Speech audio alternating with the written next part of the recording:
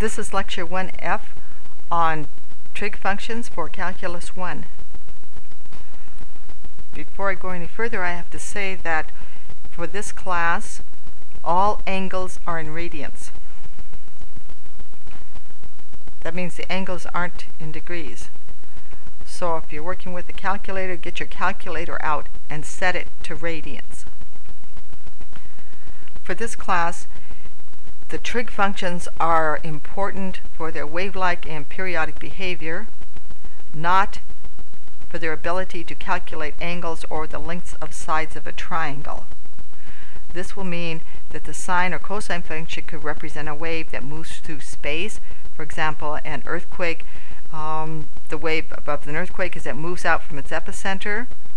Or if you're just standing in one spot, it could represent the up and down movement to change with time in one location. Since this is calculus of a single variable, we cannot consider all the spatial and temporal variation of a wave. We just consider each one separately. So the arguments of the sine functions might be something like 4t, sine of 4t. That would mean the sine wave is varying with time. Or perhaps cosine of x minus 2. That would be a cosine wave shifted 2 units to the right. Immediately there comes the confusion. Where do the radians come from if I said that the sine and cosine waves or any of the trig functions are not functions of angles? What it means is that the periodicity of the wave is 2 pi, not 360. Remember that 2 pi is just a value. It's a little bit bigger than 6. Pi itself has nothing to do with radians, except that it takes 2 pi of them to get all the way around a circle or to complete one cycle of a sine or of a cosine wave. The practical answer to all this is just set the calculator to radians and proceed. If you set your calculator to radians, then when the argument reaches a multiple of pi, when the value of the argument is a multiple of pi, then the value of the sine will be 0. However, if you left your calculator in degrees, then that argument has to get all the way to a multiple of 180 before the sine will be 0. When we're looking at sine and cosine waves in terms of motion, their wave-like periodic property, we think of them in terms of harmonic motion. This is the basis of many, many physical processes. I've listed several here: earthquakes, electromagnetic radiation, sound, music, brain waves, and blood pressure, for example. This harmonic motion, in fact, any periodic behavior, even a sawtooth wave or a pulse, it can be modeled by sine or cosine functions or combinations of sine or cosine functions. And this is a great mathematical truth. But for these sine and cosine functions to model anything in the physical world, they have to be scaled, or rather, as we say in mathematics, transformed, in order to fit the characteristics of the wave that they are trying to model. So the transformation of the sine waves and these cosine waves is very important, and it follows some certain set terminology. And so I'm just going to list here the terminology. Then I will show you some graphs and show you how this terminology works out. Okay, the first term is this A, capital A, and it represents amplitude. This A will multiply the sine or cosine waves. With the A set equal to 1 or not specified, then sine or cosine wave varies between plus or minus 1. Once you set the amplitude, say, to 5, it will vary between plus or minus 5. The next 3 terms have to do with the frequency of the wave, how fast it goes up and down, basically. Omega, this is a Greek lowercase omega. It is the angular frequency. Its units are radians per second. I'm going to assume that these waves are temporal waves, so we're talking about the sine of time, not space. But you can just as easily substitute space in instead of time. But I'm going to speak of it in terms of radians per second right now and say the time is in units of seconds. So omega is the angular frequency. It gives you the number of cycles in 2 pi seconds. Another term for frequency is F in engineering or nu in physics. Its units are cycles per second or revolutions per minute. This gives you the number of cycles in 1 second. So you have omega giving you the number of cycles in 2 pi seconds, and F giving you the number of cycles in 1 second. And they are related, right down here is how they're related, omega equals 2 pi f. The period is the number of seconds required for one cycle. It is designated with a capital T, and it's related to the frequencies. It's just 1 over the frequency, or 2 pi over omega. The phi that I've written here is the phase shift. The phase shift takes that sine wave and shifts it horizontally back and forth along the x-axis. The starting point of the sine wave just sort of moves over. Okay, and that's phi. C, there's no real good term for C. Different things are used. This is your vertical or DC offset. DC offset means direct current offset. That's in electrical engineering. If you have a DC level on your signal, that would be the DC offset. I'm just going to use C.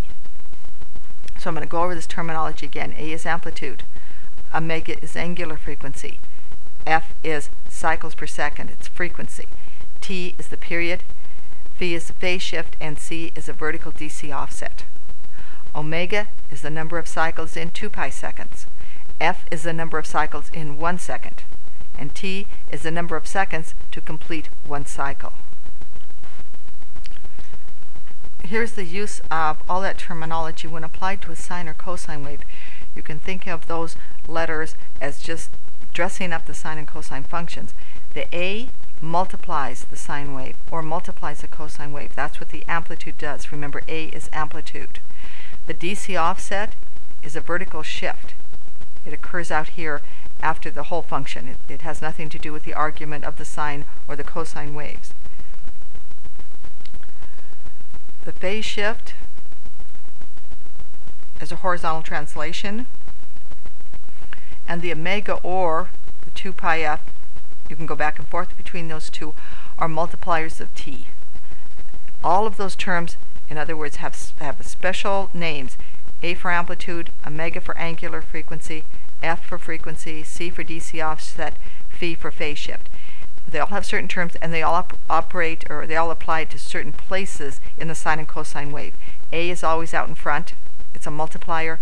Omega modifies T. Phi is the phase shift of T, and C is out here on the, after all the function is over, it's added on or subtracted off as a DC offset. So here are some examples. You can use this just as one-to-one identification. Here is, in these two examples, the 10 is the amplitude. Okay? This has an amplitude of 10. This one, the second one, has an amplitude of 240. The C is the, added on as a vertical translation. In this case, C is 5. In the second example, C is 0. Okay. Phi operates as the horizontal translation. It's 0.1. Okay. Here, T is 0. And now if we look at the multiplier, in this case, the 6.3 is omega. You could also assume that that's F, but you would have to divide the 2 pi out to find it. In this case, it's written conveniently for you, and so 2 pi times 60 is omega, but the frequency, you can break that out as the 60. Now I'll show you some graphs to show you how these different factors operate. This is the effect of multiplying the sine or cosine wave by a number called the amplitude. I'm going to start here with the plain old sine x. Y equals sine x is the solid blue curve here. It varies between +1 and -1, okay, just as you would expect. Now, if I the amplitude here is 1. If I change the amplitude to 3, here we go, 3 sine t, say I've multiplied by 3, 3 is in the position of the amplitude A, then what I've done is it's as though I took the sine function and stretched it away from the x-axis. Any point that was on the x-axis, any point where the sine wave was 0, is held constant, because 3 times 0 is still 0. But all of the other numbers got stretched out. You can see here where sine was 1, right here, it's now 3. Where it was -1, it's now -3. Okay? If I multiply by a number less than 1, for example 1/2, then I've taken that sine wave and I've scrunched it down, I've compressed it towards the x-axis. Here sine is 1, and now on the green line it's 1/2. Here, or that's -1, here's +1, turns into a -1 right here. Okay, so the effective amplitude is to take the sine wave and either stretch it away from the x-axis or scrunch it down into the x-axis. The periodicity stays the same. This is the effect of adding a vertical offset, vertical or DC offset to your sine wave. You start here with y being the cosine of x, plain old cosine of x centered about 0. When I add 1 to it, I take the whole wave and translate it up by 1. The shape stays the same. It's not pulled, it's not stretched, it's not compressed. The periodicity is the same. It's just as though I moved it up by 1. Here, I dropped the whole wave down by 3. I'm going to go over the difference now between phase constant and phase shift, just so you've heard it once. It's not, it won't be used a lot in this class, but just for completeness, I'm going to go over it. The phase constant and phase shift are related. Okay, I'm going to let phi be phase shift and psi be the phase constant. So they're related by omega. Both of them have the effect of moving the sine wave or the cosine wave back and forth horizontally. They shift it over. Okay, the phase constant is sometimes given the definition that it is the value of the function at t equals 0. And you can see right here, here's your phase constant. When t is 0, sine is minus psi. So there's your value of the phase constant there. Okay, the phase shift is a horizontal translation, but actually they both operate in the same way. Notice the only difference here is whether there's parentheses around the t minus phi, while there isn't. So omega could be distributed through here, and psi would equal omega times phi. People use these terms a lot if you get in engineering. If this is something that you have to do, just go back and look real carefully at the function. Don't worry so much about what people call it. Look at the function and then you'll figure it out. Interesting note, a phase shift can change a sine wave into a cosine wave and vice versa, but you probably already knew that. Here's an example of the effect of the phase shift. I start off with the cosine. Get the marker here. I start off here with the cosine, and then if I add a phase shift of 1, so in this case omega is 1, so we don't see a difference between the phase shift and the phase constant. What happens with this 1 is that I have moved this cosine wave to the right 1 unit. If these were seconds, it would have moved it to the right 1 second. Notice the difference between the same values of y. It took 1 second for the cosine in blue to be 1 compared to the cosine in red. Look where it crosses 0. There's a 1 second delay there too. The whole sign just got translated over. In terms of the grand scheme of things, the important thing to remember is the amplitude. You have to know that, and then these two frequencies in the period. They are important. Okay, so this wave is y equals sine t. The angular frequency is omega, and it equals 1 because the number that's multiplying t is 1. That means in 2 pi seconds there will be 1 cycle. 2 pi is right about here. You can see it took 1 cycle to get there.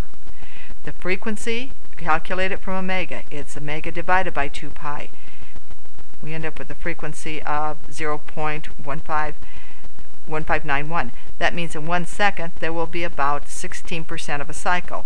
And if you look here at 1, that's probably just about right. The period t is the number of seconds it takes to make a cycle. In this case, it's 2 pi. It takes 2 pi seconds. I have to go 2 pi along the x-axis here, or along the time axis, in order for 1 cycle to have taken place. Now we'll look at a graph where the frequency where omega is changed to 3. Okay, here it is. Y equals the sine of 3t. So just by identification, the multiplier of t is omega. So the angular frequency omega is 3. That means in 2 pi seconds, there will be 3 cycles. And you can see that right here. I'll just trace these out right here. There you go. There's 3 cycles, and it took 2 pi seconds. Okay. The frequency is 2 pi over omega. That means there is, in this case, about half a cycle in 1 second. So we can get that here if I go about 1 second. There's about 1 second. Well, maybe not. Let's go get the marker again. Okay, well, although I'm not able to draw this very well, in 1 second there's about a half a cycle.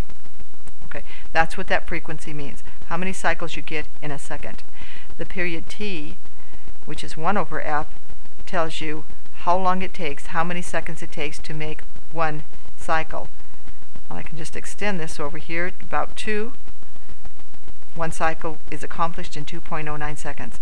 So f, frequency f, angular frequency omega, and t are all related. They all tell you how fast or how slow the sine or cosine wave is oscillating.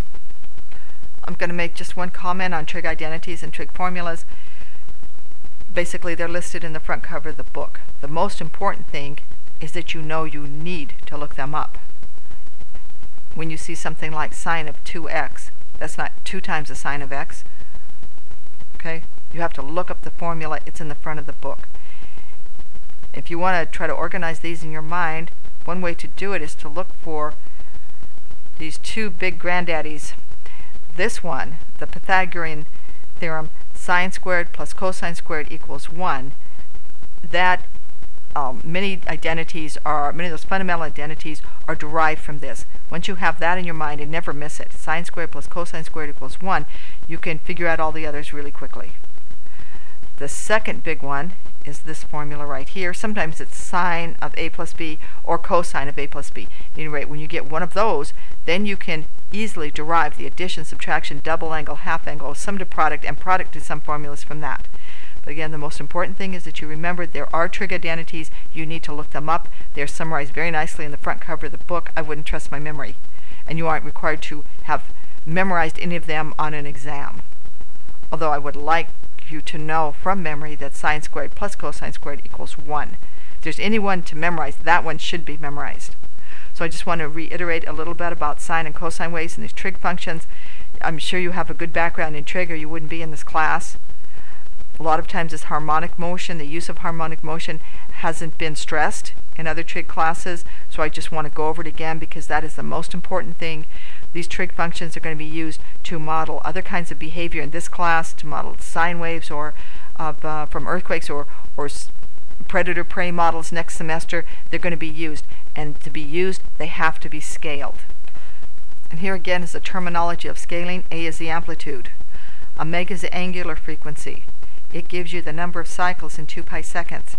F is frequency in engineering, or nu, it's sometimes called nu in physics. Both of those give you cycles per second or revolutions per minute. They tell you how many cycles you get in 1 second or 1 minute if that's your time scale.